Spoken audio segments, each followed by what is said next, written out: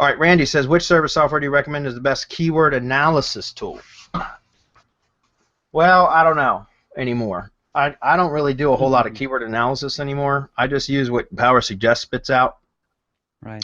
Um, like honestly, my favorite tool for analyzing keywords is Google Trends, and that's where I start with all keyword research. Is I go to Google Trends, I set up the geographic location, the area that I want to pull data from, which is usually United States, or I'll go to state level, or even regional, or even city level sometimes. But for the most part, I would just go with U.S. data, and then I look at the top terms, related terms historically, and then I look at the rising terms. That's when I collect the keywords and related phrases out of those results that, and then I go drill down on each one of those results using Power Suggest Pro. And I get a ton of really good long tails, and then I go clean that list manually. It's a bit of a process, but I'll go clean that list, get rid of the keywords that don't make sense, or the ones that have modifiers that don't make sense to the project I'm working on. And what I'm left with is usually several hundred keywords that are closely related to the seed term, and then I build my campaigns around that. I really don't go check metrics anymore. If I do, I would just use the Google Keyword Planner, and that's not an SEO tool, guys, but that's just so I can get an idea of if there's any traffic metrics on it. But if not, I don't care. I still use Power Suggest, or Google suggested keyword phrases as for my campaigns, whether they show metrics or not in the Keyword Planner. Mm-hmm. Mm-hmm. What I've been using a lot lately, Randy, is SEMrush. It will give you, it's a competitor tool, and it's a competition tool, and it's not only for SEO but also for PPC. Now for SEO, the way that I use it is to uncover those keywords that you are ranking for on page 2, on page 3, so that because you're saying this will be used to research which keywords you should target for articles in your website. So there are a bunch of keywords already that you are already ranking for, and SEMrush can tell you which they are, and you can filter them out by by searches, and also based on, for example, position, let's say 11 to 25 or 29. Those will give you those keywords that you are already ranking for, but on page 2, page 3, page 4. Then you can set up new blog posts targeting those keywords and targeting the pages that those keywords are ranking for. So you can link internally, or if you have a PBN, for example, but you will be using your IFTTT network for that matter. So that's once. And not only that, you can also uncover your competitors' keywords and what keywords they are using to rank on page 1, on page 2, page 3. So you can pretty much hijack those keywords. And SEMrush will tell you how much of their organic traffic comes from each keyword. So let's say that you have 3 keywords, not all of them will bring you the same amount of traffic. So I think that have in mind that, for example, analytics will show you a ton of not provided. Webmaster Tools will show you a ton of not provided.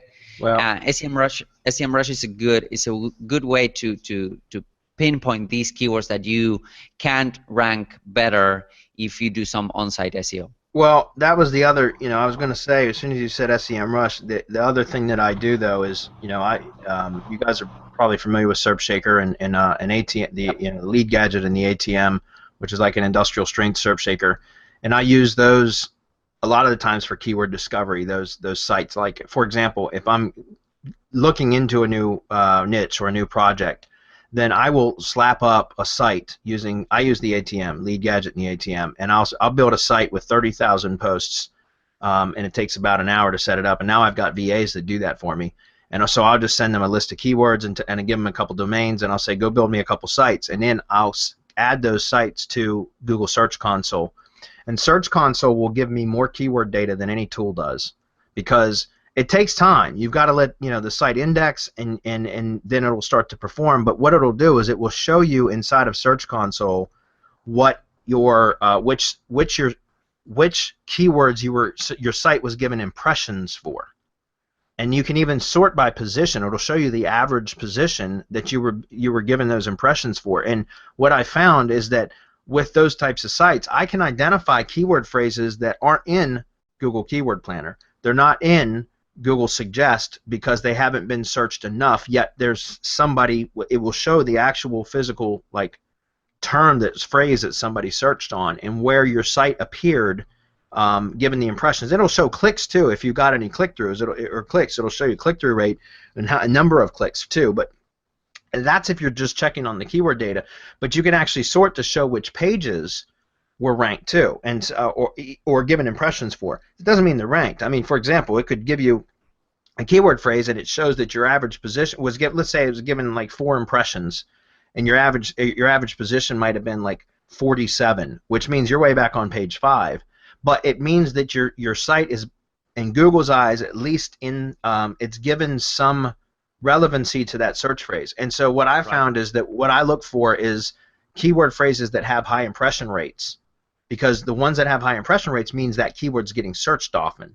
So what I'll do is I'll sort my Search Console data by impressions, not clicks, although that there's value in that too, but that's for more like for you know, identifying where you're performing well, blah blah blah. But for specifically for keyword discovery, I'll sort by impressions, and then I'll make a list, and you can export the file as a CSV, and then I'll sort by impressions, and then I'll have now a new list of keyword phrases that may not have turned up in any keyword tool that I know people are actually looking for. And then I can work on improving content for my main money site or the YouTube videos that I'm trying to rank or whatever. So a lot of the times, guys, I'll build these sites just for keyword discovery, like basically research and discovery. And they turn those kind of sites, in my opinion, like, guys, you know, ATM and Lead Gadget, if you want to join that, that's great. It's incredibly powerful. We've got VAs now, 2 VAs building sites for us now. They build anywhere between 16 to 20 sites per day. It's insane what we're being able to generate with that. There's 30,000 posts per site, so you do the math. You know, we're building as many as 600,000 posts per day. It's ridiculous. Anyways, what I'm saying is the SERP Shaker is a plugin. It's a one-time fee. If you guys pick that up, we've got a link for it, semanticmastery.com/SERP Shaker. Then you can build these sites out for, even if you didn't monetize the sites, you can use them specifically for research and discovery, which is what I originally started using those for. And I still, to this day, use those types of sites for research and discovery, but I'm also monetizing those sites now as well. So, very, very powerful.